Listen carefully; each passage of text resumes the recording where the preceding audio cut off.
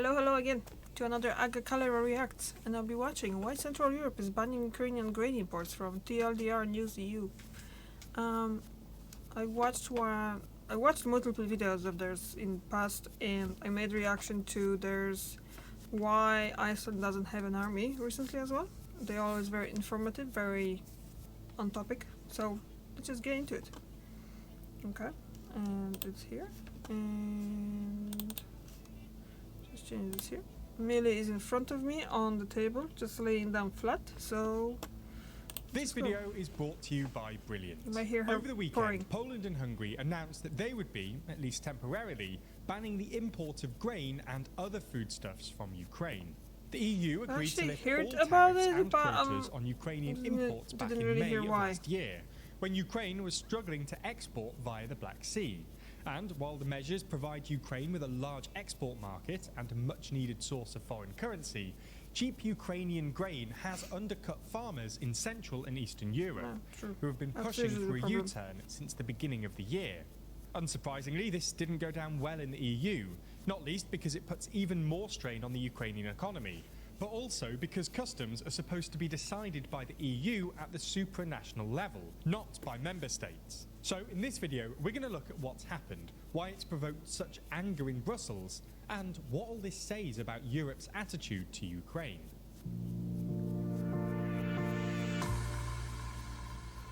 Before we start, if you haven't already, please consider subscribing and ringing the bell to stay in the loop and be notified when we release new videos. To understand this story, you need to know a bit about Ukraine's economy, and specifically its role as an agricultural exporter.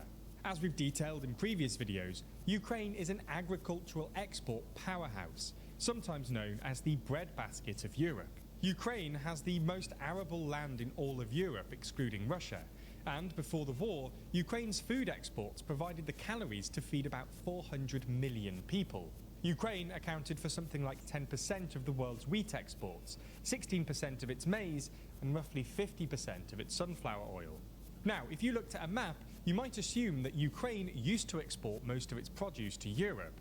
After all, Ukraine borders 4 EU member states and has pretty good rail and road connections to its European neighbours. However, in part because of the EU's protective agricultural policies, Ukraine actually exports a lot of its produce to North Africa via the Black Sea, and especially Odessa, which is usually responsible for about 98% of Ukrainian wheat exports. This is why Putin's invasion was terrible news for Ukraine's farming industry. Ukrainian farmers actually did amazingly well last year. Despite a literal war in the country, Ukrainian farmers harvested 26.6 million tons of wheat in 2022 and successfully planted 80% of 2023's harvest, with most of the losses coming from fields around the front lines in Donbass. For context, 26.6 million tons is down from 2021's record-breaking 33 million ton harvest, but close to the 5-year average of 27.9 million. Unfortunately for Ukraine, it couldn't export most of this grain because the Russian Navy was blockading the Black Sea, and the Ukrainian army had mined most of Ukraine's Black Sea ports to prevent an amphibious Russian assault. The Ukrainians tried to shift export via other routes, including rail, road, and the Danube River, but export volumes were still down 75%.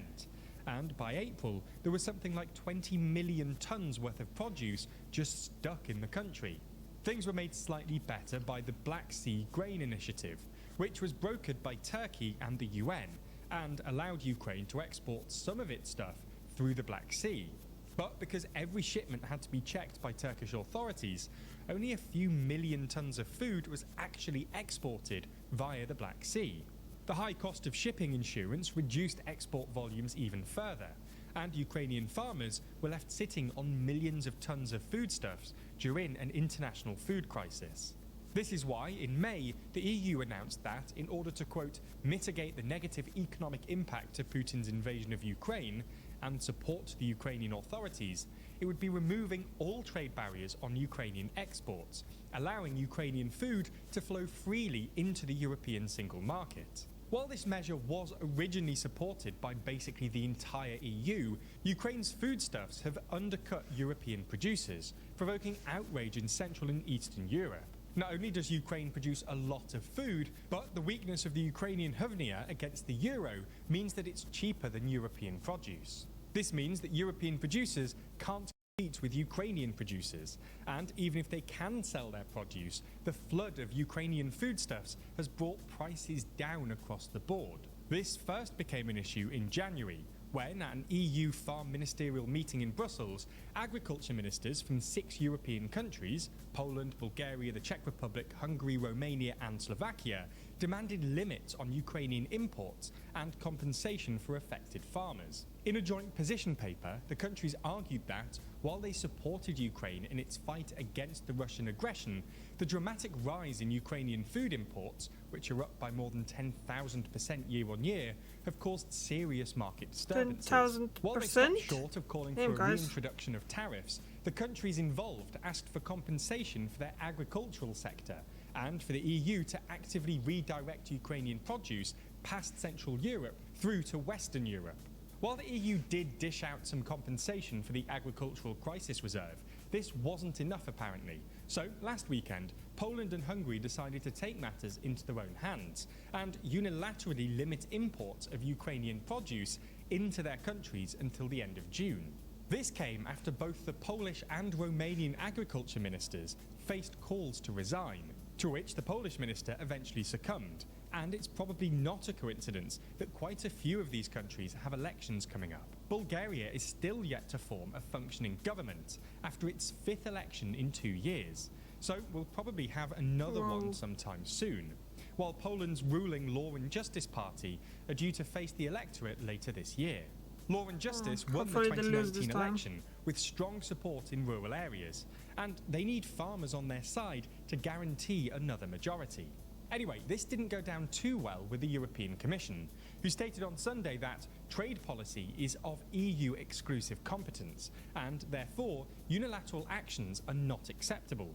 Even though it looks like Kyiv were warned ahead of time, it's hard to imagine this went down well in Ukraine either.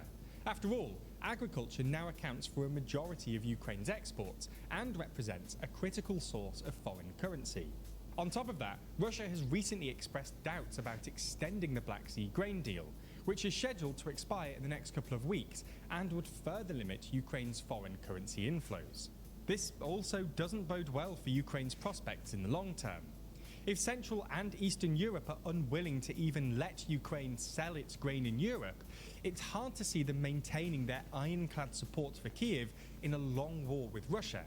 And it's even harder to see them accepting Ukraine into the EU without a serious rewriting of the common agricultural policy to better protect their local agriculture industries. These are all clearly huge decisions, but one much smaller, easier decision you can make is improving your skills and career prospects with Brilliant.org. Oh, brilliant. That's because while we all know... Okay guys, we're gonna finish on this one.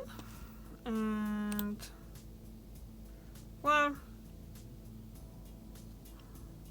I don't know what to think about. Well, I kind of know what to think about it. I understand where the government came from, because it is a problem. It's a problem everywhere, but still, I don't think it was a good choice to do it. Like, this country is still fighting, so... Anyway, thank you very much for watching. I'll see you tomorrow. Bye!